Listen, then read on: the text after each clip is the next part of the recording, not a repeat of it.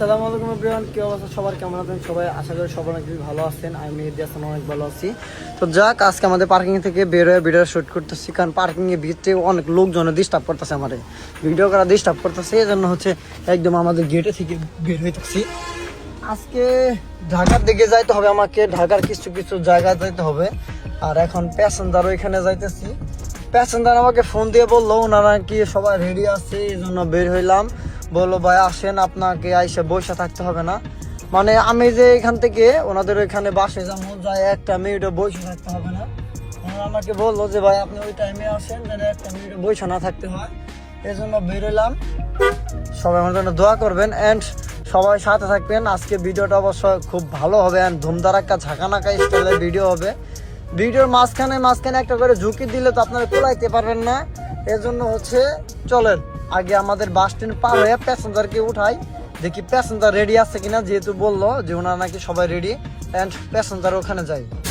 যাক আলহামদুলিল্লাহ, অবশেষে পাম্পে চলে আসলাম। আজাদ সিএনজি পাম্প, দিঘার কান্দা ময়মনসিংহ আছে বর্তমানে। তো আমরা মূলত আজকে ঢাকা যাইতেছি, ঢাকা যাত্রী নামাই যাই সাপরমু, ওনারা সবাই নেমে গেছেন। আমার গাড়িতে গ্যাস নিতেছি আর যথেষ্ট পরিমাণ কিন্তু পাম্পে প্রেশার আছে। কত আছে গায়ে? 180 না 200? 200 উড়াই দিয়ে একটু জাতা মাতা দিয়ে দিও, অনেক দূরে যাইতেছি। হ্যাঁ তোমার ভিডিও করতেছি, সমস্যা না, কিছু হবে না, ভয় পাওয়ার কারণ নাই। হ্যাঁ ঠিক আছে। তো যাক, আমার গাড়িতে কিন্তু অলরেডি এখন গ্যাস নিতেছি। গ্যাসের প্রেশার 180 আছে, 80 নিচে আছে একটু। ইনশাল্লাহ 200 পাবো, আশা করা যা 200 করে দেবো। কাকারে বলছি, আমি মনে হচ্ছে আমার পরিচিত, আগের বার অনেকবার আসছি, উনি দেখে চিনা ভালাইছি। এবার কাকা তুমি তো আমার দেখে চিনা ভালাইছো, গোষ্ঠী মারছো তাহলে। লাইক কমেন্ট শেয়ার ভালো করে দিবেন। আর তুমি পাম্পটা গোষ্ঠী মারা সাঙ্গে তুলে দিব। তো যাক, পাম্পে আছি, গ্যাস নিতেছি, আলহামদুলিল্লাহ প্রেশার আছে, যতটুকু আছে চলবো। তো চলো ভালো অবস্থা, গ্যাস দিয়ে খুব দ্রুত এখান থেকে বেরোয় চলে যাবো। আজকে ঢাকার উদ্দেশ্যে যেতে চাইতেছি, প্রেশারটা ভালো পাইলে ভালো লাগতো। রাত্রিতে এমন নাই, 6 জন লোক আছে মাত্র। যাই হোক, সবাইকে নিয়ে কিন্তু অলরেডি আমরা বের হয়ে পড়ছি। তো বাসা থেকে যখন বের হয়েছিলাম তখন ওনাদেরকে আমাদের অন্য একটা রাস্তা দিয়ে নিয়ে আসতে হয়, কারণ ওনারা সবাই হচ্ছে ঢাকার বাইরে চলে যাবে। এজন্য হচ্ছে ঢাকা যাইতেছি। অ্যান্ড যেখান থেকে গ্যাস নিলাম ময়মনসিংহ, তো এখানে বাস স্ট্যান্ডে ওনাদের 2জন ভাই ছিল পরিচিত, ওনাদের ক্লোজ মানে ফ্রেন্ড আর কি। তো ওনারা সবাই মিলে যেহেতু সাজেক ঘুরতে যাচ্ছে, সেক্ষেত্রে 2জন বন্ধু এদিক দিয়ে যাওয়ার জন্য যথেষ্ট পরিমাণ রিকোয়েস্ট করছে। তারপরে ইনশাল্লাহ আমরা এদিক দিয়ে যাইতেছি। তবে বললো যে এদিক দিয়ে নামাই দিয়ে দেন, ওদিক দিয়ে বের হয়ে আসতে। তো ভাবছিলাম আমাদের এলাকার রাস্তা দিয়ে চলে যাবো, পরে বললো যে ভাই একটু রিকোয়েস্ট, কারণ এদিক দিয়ে যাইতে হবে। পরে ওনাদেরকে বললাম ভাই এদিক দিয়ে গেলাম একটু খরচটা একটু বেশি হয়। পরে বলতেছে ভাই প্রবলেম নাই, আপনার গ্যাস আমরা উঠাই দিতেছি, এখানে 2500-700 টাকা 1000 টাকা যা গ্যাস যা আমরা নিয়ে দিতেছি, সমস্যা নেই কোনো ভাই, এটা দিতে হবে না, ভাড়া যেটা আসে দেন আপনি ওইটা দিয়েন। পরে বললো ঠিক আছে ভাই, যেটা কোনো টেনশন নাই ভাই, তুমি যাও, তবুও তুমি যাও, এখান থেকে গেলেও যে কথা, এখান দিয়ে গেলে একই কথা। পরে উনি বলতেছে ভাই দেখো, তোমাকে মাসে 4-5টা টিপ আমি দিই, আর আজকে আমি বিপদে পড়ছি, ওদের সাথে তুমি বিপদে দেখবে না। পরে বললাম যে ভাই সমস্যা নাই, আমি তো কিছু বলি নাই, যাইতেছি তো। পরে বললো হ্যাঁ তাহলে যাও। মানে কথা হচ্ছে যাদেরকে নিয়ে যাইতেছি, এইখানে এদের মধ্যে একজন লোক আছে, উনি হচ্ছে আমাকে মাসে কমসে কম যদিও নাও দিয়ে থাকে, তাও 2-3টা টিপ অলরেডি প্রতি মাস আমাকে ধরিয়ে দেওয়ার চেষ্টা করে। অ্যান্ড এজন্য হচ্ছে ওনার জন্য একটু ডিসকাউন্ট বা স্যাক্রিফাইস করে দিলাম। মানে যেহেতু উনি আমাকে মাসে 2-3টা টিপ দেয়, অ্যান্ড ওনাকে আজকে যেহেতু নিয়ে যাইতেছি, উনি খুশি হয়ে নেক্সট ডে আবারও কিন্তু আমাকে নিয়ে যাবে, কারণ আমাকে স্যার উনি যায় না। তারপরেও হচ্ছে যে উনি যেহেতু মাসে 4-5টা টিপ আমাকে ধরাই দেয়, পরে চিন্তা ভাবনা করে দেখলাম আসলে তার সাথে এরকম করা ঠিক হবে না, পরে নিয়ে যাইতেছি। তো সবাই দোয়া করবেন, ইনশাআল্লাহ আজকে কিন্তু ঢাকা যাইতেছি হচ্ছে কোথা পান্থপথ। তো পান্থপথ সিগন্যালে হানিফ কাউন্টার, তো ওখানে ওনাদেরকে সবাইকে নামায় মানে রাইখে আসতে হবে। আর যেহেতু বিকাল টাইমে বের হয়েছি, প্রত্যেকটা বাস স্ট্যান্ডে হালকা পাতলা একটু জ্যাম থাকে, মানে এই দিক দিয়ে একটু জ্যাম থাকতেছে। আর আজকে যে রাস্তাতে যাইতেছে সেটা হচ্ছে ঢাকা ময়মনসিংহ হাইওয়ে রোড আর কি, অন্য রোড। আপনি ঢাকা থেকে চাইলে এক রাস্তা ময়মনসিংহ চলে আসতে পারবেন, গাজীপুর চৌরাস্তা, ত্রিশাল বা মাওনা চৌরাস্তা হয়ে। এই দিক দিয়ে কিন্তু আপনাকে আসতে হবে একটা রাস্তায় ময়মনসিংহ। তো আজকে এদিক দিয়ে আসতেছি, মানে এদিক দিয়ে যাইতেছি আর কি, যেহেতু আসার সময় এদিক দিয়ে আসতে হবে না, ঢাকাতে নামায় দেন আমাদের ঢাকা টাঙ্গাইল মহাসড়ক রোড আছে, ওইখান দিয়ে বাসায় চলে যেতে হবে। তো সবাই আমার জন্য দোয়া করবেন। তো চলেন একসাথে যাই। ঢাকাতে ঢুকতে আমাদের অলরেডি সন্ধ্যা 7টা, 7:30, 8টার মতো বেজে যায়।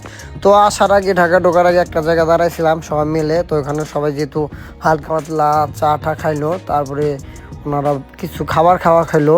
দেন যেহেতু সন্ধ্যার টাইমে বললো যে ভাই আমরা কিছু হালকা পাতলা ঠান্ডা পানি বা কোক বিস্কুট এগুলো হালকা পাতলা কিছু নাস্তা করে যাই, আপনিও সাথে করেন।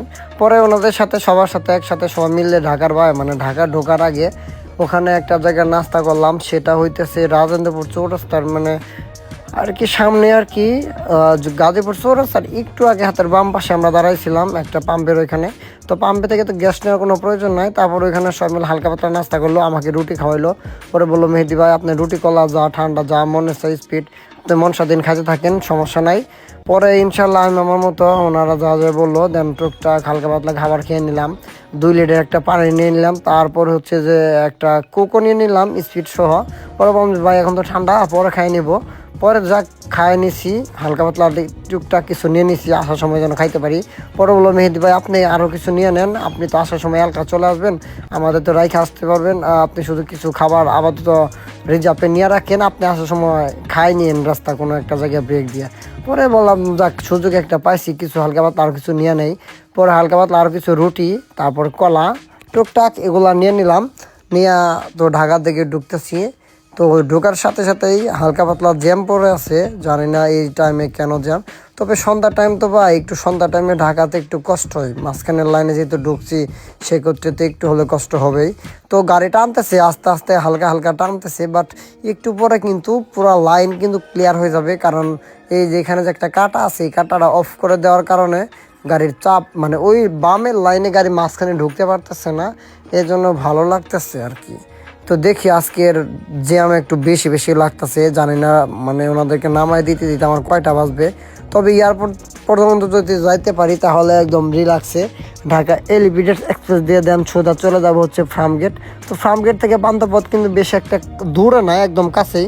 জ্যাম না থাকলে 5 মিনিট লাগে না ওইখান থেকে। আর যদি জ্যাম থাকে তাহলে যে সর্বোচ্চ 2টা সিগন্যাল বা ঢাকার মধ্যে কি একটা সিস্টেম করে নিল এআই সিস্টেম, বাতি শো করে আমি যদি লাল বাতি অমান্য করে যদি চলে যাই তাহলে কিন্তু মামলা খেয়ে যাব।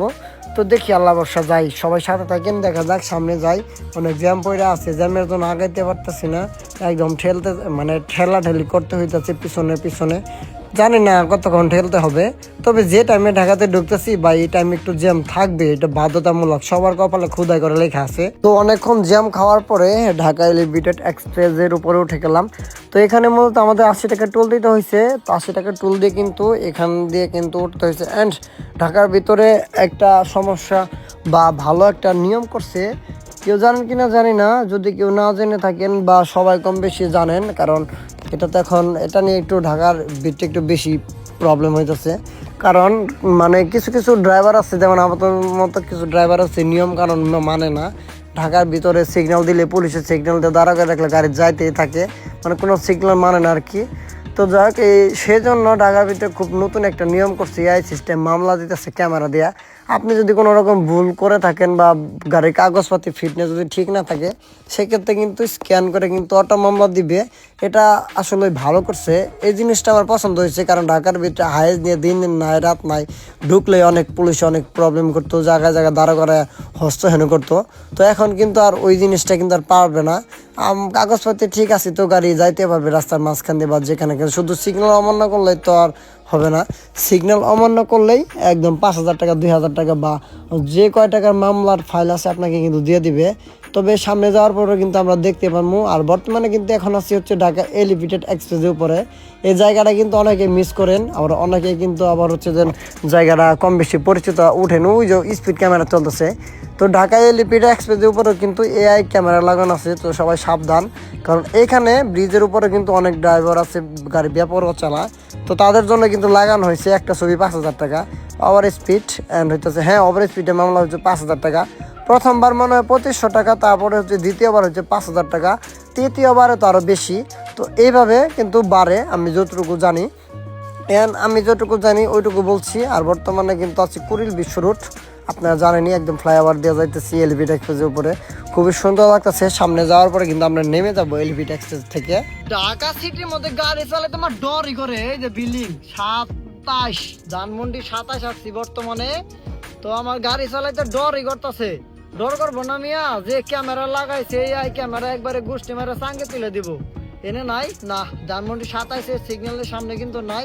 বাট এই যে ধানমন্ডি 27 আছি বর্তমানে, আরে গোষ্ঠী মারছে, লাইভ করতেছে, এক নায়ক আইছে দেখলাম সামনে লাইভ করতেছে, গোষ্ঠী মারছে একবার লাইভ শুরু করে দিছে। কি করবো, বাংলাদেশ না বিনোদনের দেশ তো মিয়া, বাংলাদেশ হইতেছে বিনোদনের দেশ, যে যারা যত বিনোদন দিতে পারবো তত ভালো। আমার ডরই করে ক্যামেরা বাই করে ভিডিও করে, আমার ডরই করতেছে, কারণ কোন দিক দিয়ে জানি ফ্লাশটা মাইরা দেয়, খুব অসিডে একটা স্ট্যান্ড কিন্তু দিব, কারণ এমনি করে ভিডিও করলে প্রবলেম আছে, সমস্যা আছে, বেজাল আছে, ঝামেলাই আছে, আর ডরই করতেছে। ডর করবো না আমি, কোন সুন্দর একটা আবার মামলা দিয়ে দেয় না, এই জায়গায় কোনো মামলা দেয় কোনো প্রসেস দেখতাছি না তো। আরে গোষ্ঠী মারছে, পুরাই গোষ্ঠী মারছে এই জায়গা।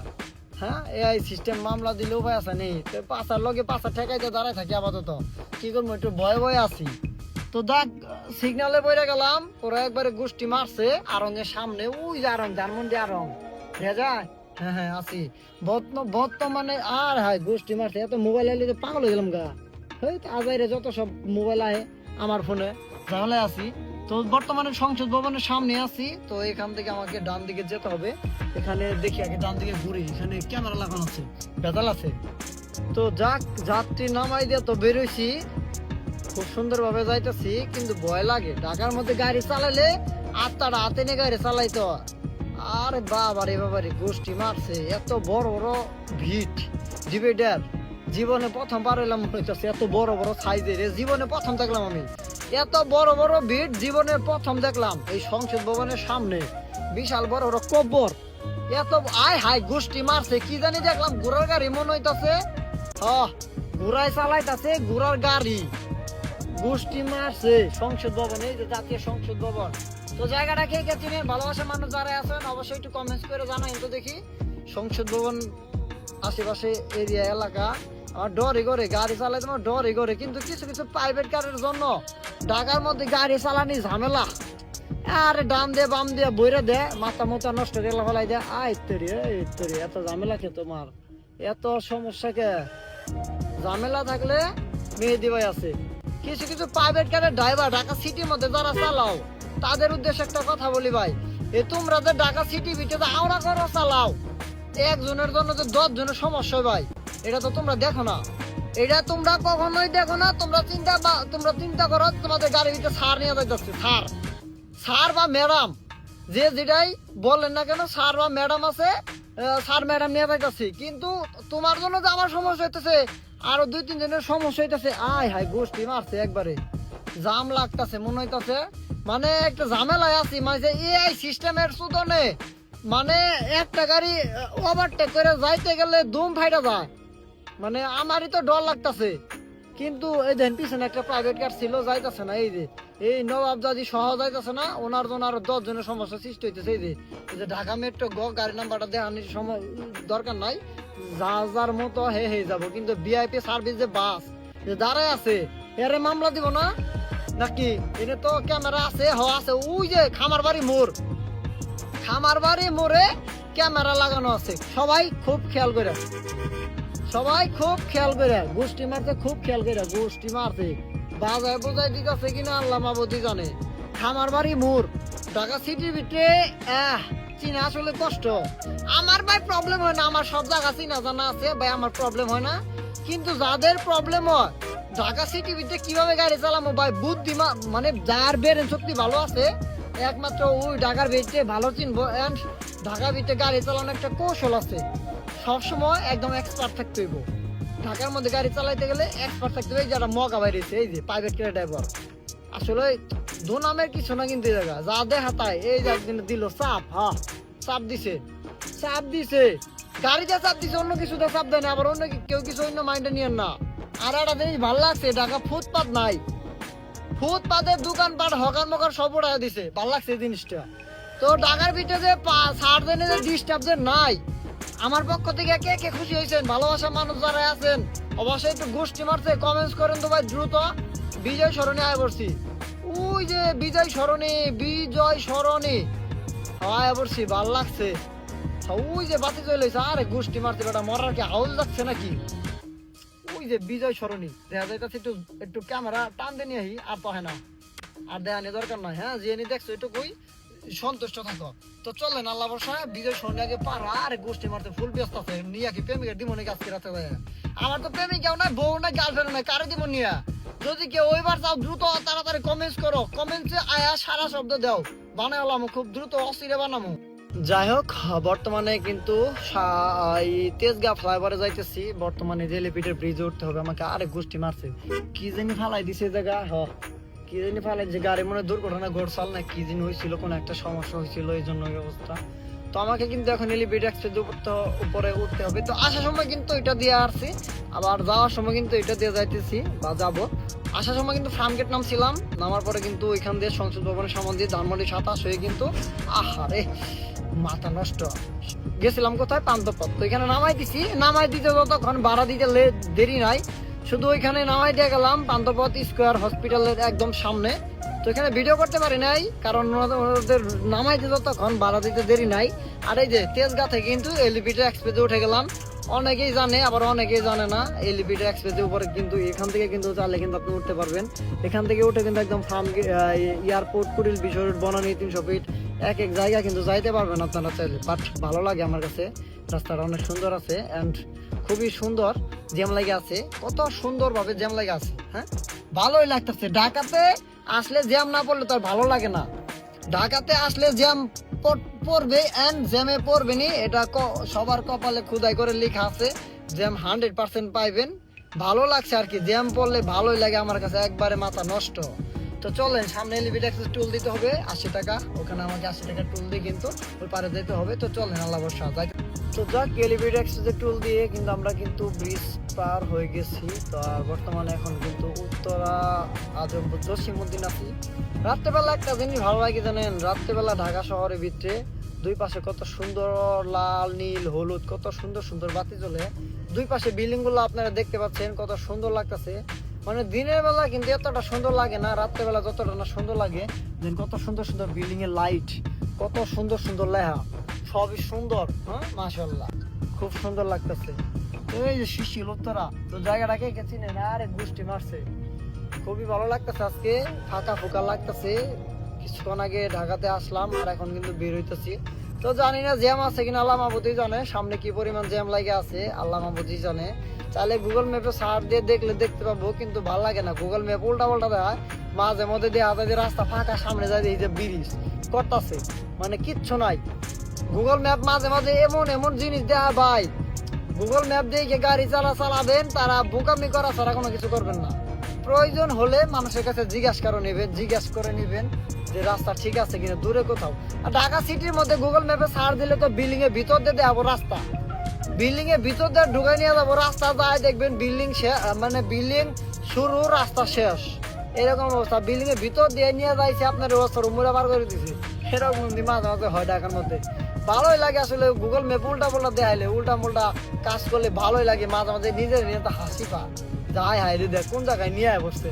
মানে একটা জিনিস ভুল দেখায় ভালোই লাগে মাঝে মাঝে, খুবই ভালো লাগে ভুল দেখাইলে, হাস্যকর। আগে নতুন নতুন যখন গাড়ি চালাইতাম তখন গুগল ম্যাপ রেগুলারই দেখতাম, দেখে দেখে মাঝে মাঝে একটু রাস্তার ডিটেলস জানতে চাইতাম বা জানতাম। এখন কিন্তু আর গুগল ম্যাপ লাগে না, এখন জানা হয়ে গেছে যে বাংলাদেশ কোন টাইমে জ্যাম থাকে আর কোন টাইমে জ্যাম থাকে না। আর হাই গোষ্ঠী মারছে, কি রিক্স। আমি যেমন যাইতে পারি, হ্যাঁ, এই লাইনে তো গাড়ি নাই, কি ব্যাপার আপনি হাত দিয়ে লাইট দিয়ে হরেন দিতেছে মিয়া। হ্যাঁ যান জোরে, হ্যাঁ পিক আপ বাড়ি দেন, হ্যাঁ যান, রেস হবে, রেস ছাইরে দেই। খুবই কষ্ট করতেছে ওনার গাড়ি, ইঞ্জিনে সমস্যা আছে, ইঞ্জিন ওঠে না, ইঞ্জিনে পিক আপ বাড়ি দিতেছে কিন্তু ইঞ্জিনে কাম হইতেছে না, এইরকম অবস্থা হয়েছে না। আরে গোষ্ঠী মারতে এখন তেজ বাড়ছে, আমি সার দিছি তেজ বাড়ছে, তেজ বাড়ছে। যাক, কিছু বলতে চাই না। যাক, ঢাকা সিটির ভিতরে নিয়ম কানুনটা আমার খুবই ভালো লাগলো আজকে, কত সুন্দর একটা নিয়ম করছে এআই সিস্টেম মামলা। আগে কিন্তু অযথা পুলিশ আমাদের সাথে হয়রানি করতে, এখন কিন্তু সেই হয়রানি আর আমাদের স্বীকার করতে হবে না বা হয়রানিতে পড়তে হবে না। এআই সিস্টেম মামলা দিলে এই জিনিসটা ভালো লাগবে।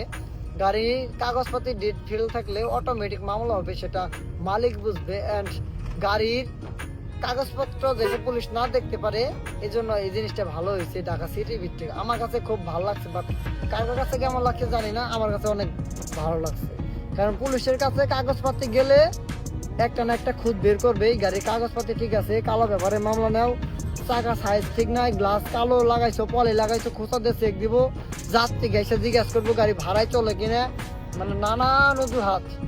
মানে আবার চাকার টায়ার মিল করবো, যে চাকার নাম্বারিং যে টায়ার যে মিল আছে কিনা, মানে 3টা মিল আছে, একটা ঠিক নাই, বা এক কোম্পানি চাকা লাগাইছেন, 4 কোম্পানি চাকা লাগাইছেন, ঠিক আছে, 4 রকম নাম্বার যদি 4 জনে পা, তাহলে তো আপনার গোষ্ঠী মায়েরা চাঙ্গে তুলে দেবো। ওই যে ভুল পাইছে, বিশাল বড় একটা ভুল পাইছে। তারপরে আসলে ভুল কয়টা কমো, আপনি তার সাথে ভালো ব্যবহার করবেন, উনি বলবো আপনি নাকি ওনার সাথে খারাপ বিহেভ করছেন, পুলিশে কইব। আপনি যদি কারোর ফোন দিয়া যদি ধরাই দেন যে ওনার সাথে একটু কথা বল, তখন আপনার উল্টা পচাই দিব। যখন আপনি ফোন থেকে কথা বলে দিবেন, হ্যাঁ আপনার ড্রাইভার খারাপ, এই সেই কত নানান অজুহাত কিন্তু আপনাকে পুলিশ দেখাবে। তো এই জিনিসটা ভালো লাগছে যে এআই সিস্টেম মামলা বা কাগজপত্র চেকিং অটোমেটিক সবকিছু, এইটা ভালো লাগছে আমার কাছে। তো কার কাছে কেমন লাগছে জানি না, বাট আমার কাছে অনেক ভালো লাগছে। পুলিশে কাগজপত্র চেক দিতে পারবে না, জাস্ট শুধু ড্রাইভিং লাইসেন্সটা চেক দিতে পারবে, আর কাগজপত্র চেক দিতে পারবে না। এই জিনিসটা খুবই আলহামদুলিল্লাহ খুবই ভালো লাগছে। কে জানি আমার নাম স্মরণ করতেছে এত রাত্রেবেলা, রাত বাজে 10টার মতো বাজে, 20 মিনিট আমার ঘড়ির টাইম কম আছে। তো চলেন আলাবাসা সামনে একটু হালকা পাতলা জ্যাম আছে, জ্যামটা পার হই, সামনে যাইতে থাকি। তো যাই হোক, ঢাকা থেকে অলরেডি বেরিয়ে পড়লাম। আর আজকে আসার সময় জ্যাম ছিল না তেমন একটা, কিন্তু যখন ঢাকার থেকে ঢুকছিলাম তখন মাশাআল্লাহ ভালোই জ্যাম ছিল, বাট এখন কিন্তু জ্যাম নাই, অনায়াসে ঢাকা থেকে বেরিয়ে পড়ছি। আজকে যেহেতু বৃহস্পতিবার, সবসময় ঢাকাতে কিন্তু বৃহস্পতিবার গাড়ির চাপ বেশি থাকে, ঢুকারটাও অ্যান্ড বের হওয়ারটাও। আজকে তুলনামূলক জ্যাম বেশি একটা ছিল না, তবে আজকে গাড়ি চালায় খুব ভালো লাগলো। আর এই যে স্বাগতম, আমাদের টাঙ্গাইলে প্রবেশ করলাম মাত্র। এতক্ষণ কিন্তু গাজীপুরের ভিতরে ছিলাম, আর এখন কিন্তু মূলত আমাদের টাঙ্গাইলের ভিতরে ঢুকলাম। মানে এখান থেকে টাঙ্গাইল শুরু অ্যান্ড যমুনা সেতু পর্যন্ত এখানে কয় কিলোমিটার, এখানে হচ্ছে এখান থেকে টাঙ্গাইল শহর হচ্ছে 50 কিলো, আর ওইখান থেকে হচ্ছে 20 কিলো, 70, 80, 70, 75 কিলোমিটার কিন্তু রুট কিন্তু একদম টাঙ্গাইলের শেষ সীমানায় আর কি। মানে এখান থেকে 70 কিলোমিটার যদি আমি সোজা যাই, একদম সোজা ডাইরেক্ট যেভাবে যাইতেছি এইভাবে যদি যাই, তাহলে কিন্তু আমি টাঙ্গাইল শেষ করতে পারবো। আর টাঙ্গাইল শেষ করার পরে কিন্তু অন্য একটা ডিস্ট্রিক্ট বা অন্য একটা জেলার ভিতরে কিন্তু আমি পা দেবো। যদি সোজা চলে যায় সেক্ষেত্রে কিন্তু যমুনা সেতু ব্রিজ পার হলে কিন্তু সিরাজগঞ্জ, কম বেশি সবাই পরিচিত সিরাজগঞ্জ যমুনা সেতু, 58 কিলোমিটার আছে যমুনা সেতু। তার মানে 60 কিলোমিটারে এভারেজ যদি ধরি, 60 কিলোমিটার যদি আমি সোজা যাই, তাহলে কিন্তু টাঙ্গাইল ডিস্ট্রিক্ট কিন্তু শেষ করে অন্য একটা জেলা কিন্তু পা দিতে পারবো আমি। তো যাই হোক, রাত্রেবেলা জায়গায় জায়গায় চেকপোস্ট থাকে আর কি, ভালোই লাগে রাত্রেবেলা চেকপোস্ট থাকলে। আজকে যেহেতু বৃহস্পতিবার, এই জন্য হচ্ছে আর গোষ্ঠী মারছে। এই যে এখানে হচ্ছে চেকপোস্ট বসায় রাখছে, বৈশা সিগন্যাল দিতেছে, কিছু কিছু গাড়ি ধরতেছে। হ্যাঁ, এই যে ভালো লাগে যে রাত্রেবেলা চেকপোস্ট বসালে, এটি ভালো লাগে রাত্রেবেলা, মানে জ্যাম পড়ার একটা সৃষ্টি আর কি। এখানে চেকপোস্ট থাকা ভালো, কারণ চোরের মন থাকে পুলিশ, এদিকে কিন্তু আরেকদিকে সুবিধা আছে। আর একদিকে সুবিধা যদি বুঝতে দেয়, আরেকদিকে অসুবিধা।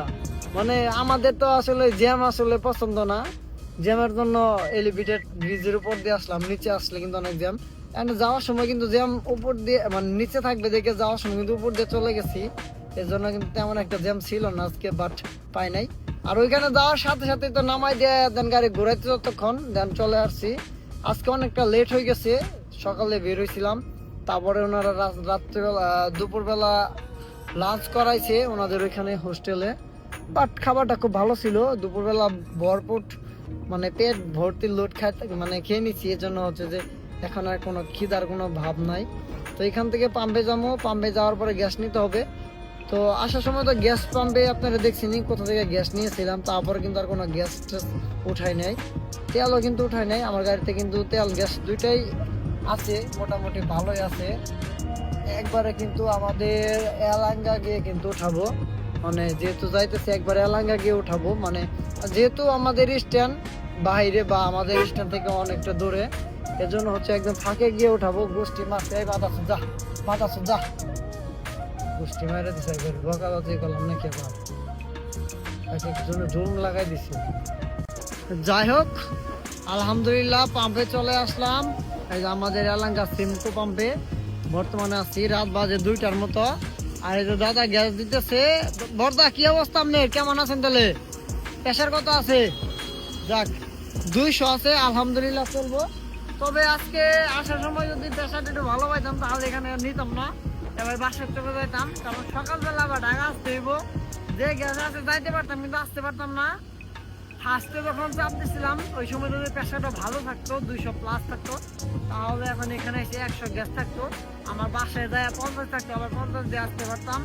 কিন্তু হচ্ছে যে গ্যাস আছে 80, রিক্স হয়ে গেত গা। পরে ভাবলাম যে হালকা পাতলা নিয়ে যাই, ফুল চাপ দেই, যা আছে ইনশাল্লাহ ঢুকতে থাক। আজকে এখন ফুল করে চাপ দিয়ে নিয়ে যাবো। সকালবেলা কিন্তু আবার ঢাকা এয়ারপোর্ট আসতে হইব ইনশাল্লাহ, তখন আবার ফুল চাপ দিব না, বলতে এয়ারপোর্টে ঘুরে আসে আবার চাপ দিব। এই জন্য যাওয়ার সময় ফুল উঠাই নিয়ে যেতেছি। তো চলেন আল্লাহ ভরসা গ্যাস নিতেছি, গ্যাস নেওয়া শেষ হলে কিন্তু খুব দ্রুত চলে যাবো এই পাম্পে থেকে। এটা হচ্ছে আমাদের এলাঙ্গাস লাস্ট পাম্প। পাম্পে প্রেশার মাশাআল্লাহ অল টাইম ভালো থাকে, এই জন্য হচ্ছে গ্যাস নেই। প্রায় আপনারা আমার ভিডিও দিকে দেখবেন সবসময় রাত্রেবেলা যখনই আমি পাম্পে আসি সবসময় এখান থেকে গ্যাস নেওয়ার চেষ্টা করি, কারণ গ্যাসের প্রেশারটাকে ভালো অ্যান্ড মাইলেজ অনেক ভালো পাওয়া যায়। যাই হোক, সকালবেলা বেরোতেছি, অনেকটা সকাল। তো চলেন আল্লাহ নাম নিয়ে এখন আমরা বের হই, কারণ কালকে রাতে আইসা পড়ছি রাত 3টা, 3:30, 4টার দিকে আসছি। বাসায় গিয়ে ঘুমাইতে 4:30টার মতো বাজে গেছে।